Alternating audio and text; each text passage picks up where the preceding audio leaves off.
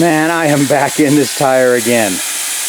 80 psi 2 days ago, and now it's sitting at 50. Once again, it's O-rings leaking.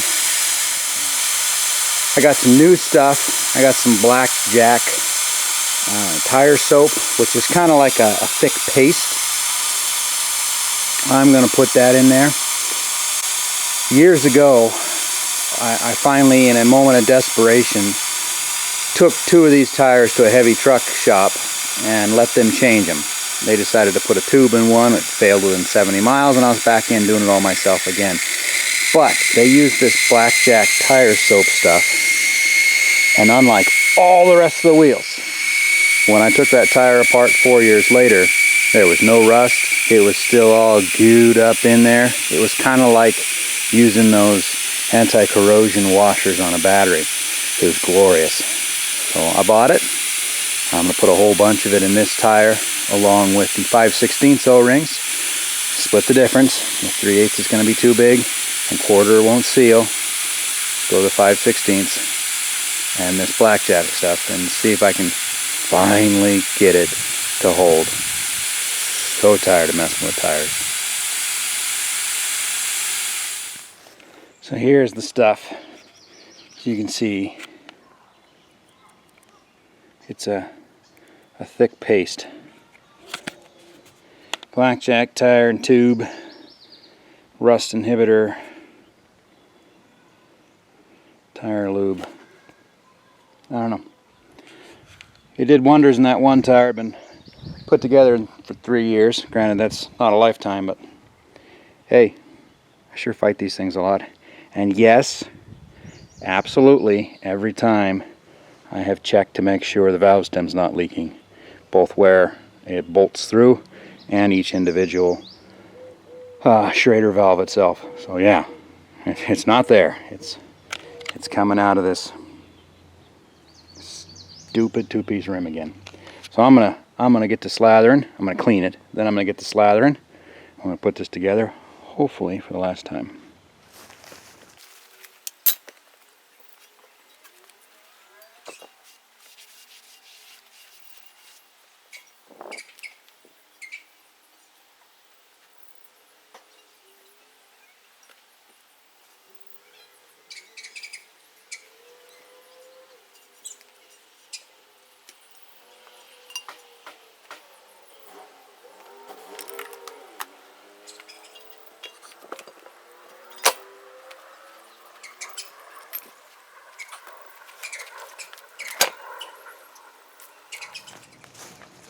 So here is the brand new 3/8 O-ring I took out of it. And you can see from how squirrely it is that it was riding up from right there to right there. And so whereas this material was squished down in there and held tight, this material was being held in place only by the pressure of the tire itself. So hopefully this, so there's the 5/16, there's the 3/8. So hopefully this one will drop in there mint.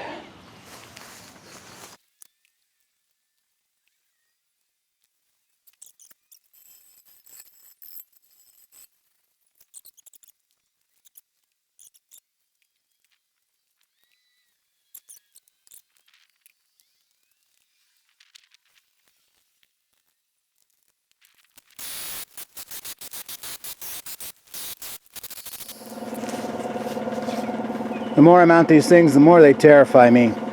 So I've gotten to the point where I use one of these clip-ons and set the air compressor regulator to 80-85 psi, clip it, and go somewhere else for a while. Because I just don't like it. I'm going to put a bunch of air in it without the valve core in, and I'll put the valve core in and we'll fill the rest of it. I didn't put enough of the tire soap in there. None of it rolled out. When that man did my tires, he put so much in it rolled out later, and he then scraped it off the rim and put it back in the bucket. should also point out that it wasn't the blackjack stuff. It was Murphy's tire soap, and it came in a 5-gallon bucket. I couldn't seem to find, and I'm sure somebody will point out, here it is, but I couldn't seem to find a 1-gallon or 2-gallon tub of the Murphy's. So I went the blackjack, which also had excellent reviews from what I saw. Is there a better rim on the other truck? The second truck?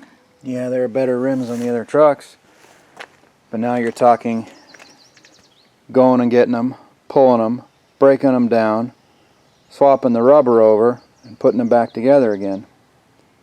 I guess I should have. I guess I should have left this one. This is the one that sat on the first truck, and I could never get it sealed, and I had to prop it up on firewood while it sat there in storage. I could just never get this to stop leaking. I was so confident with those O-rings and that tire soap. Alright, I took everything back to bare metal. I used paint stripper and essentially navel jelly to get all the rust out, and then coated it with this really good Krylon industrial stuff. I'm hoping that's going to be enough to do it. This ring's got some pretty bad pitting in there, but it's a lot farther down than where the O-rings ride, so I think that's going to be okay. I'm hoping that it was just, you can see there's some pitting there too. This is probably the worst of all my rims. It had that bubbly sort of teenage acne rust thing going on all the way around. I guess I'm hoping that that was the source of my troubles. Let's try it again. Since I've got the whole unit apart, I might as well check the fit of the O-ring, and it's buried nice up in there. But you can hear I'm not coming down. If you come down on these two faces, it means the O-ring doesn't actually take up the whole gap inside there. Now I guess technically it's supposed to be a 1/4-inch O-ring, and it's really deep. So the problems we were having is the 3/8 was so big, parts of it were hanging down, and they were just pushing against this lip to seal. And the 5/6 and the 1/4-inch was allowing the rims to clunk, fall all the way together. So the 5/16 is splitting the difference in there. At least that's the goal. So we're not clunking and banging. I'm sure hoping this is the last time I do this. I've taken this particular rim apart so many times. I'm at the point where I gotta be careful I don't wreck the studs. Wearing out the studs. Certainly wearing out the nuts.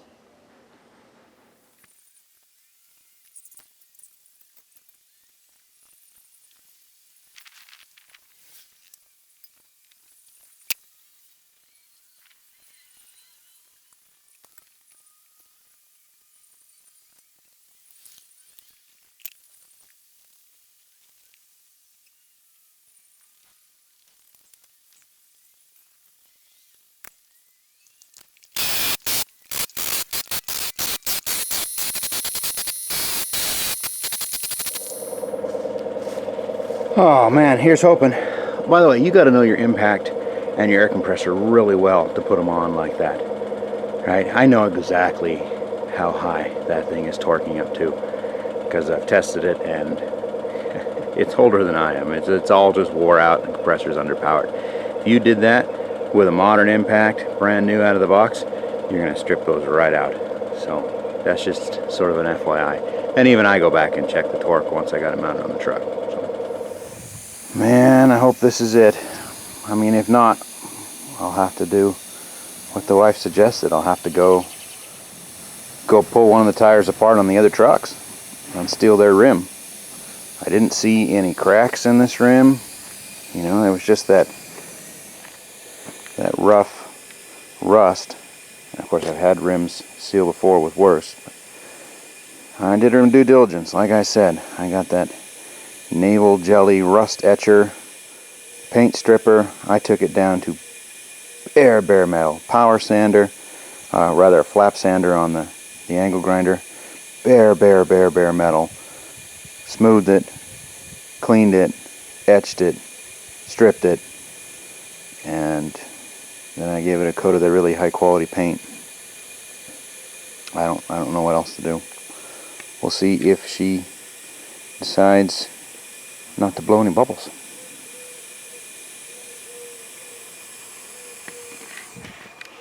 What do you want to bet I pick up a nail in the first week? I hate tires. Well,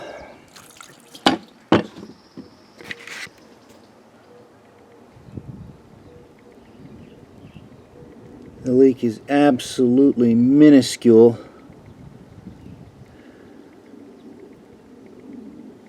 But it is there.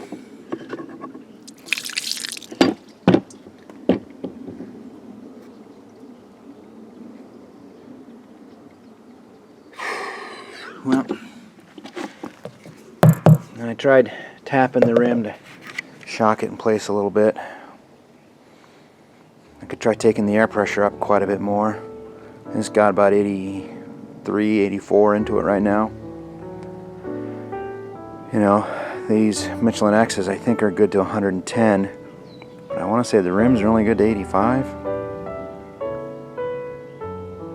Anyways, a friend of mine found that if he took his tires all the way up to their max, that they would seat those O-rings a little better.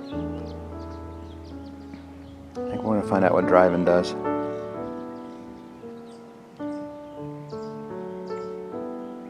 Just going to let it sit here and make sure we aren't building more bubbles. I think that's just soap suds sitting in there. There's just something about this rim. Just something about this rim.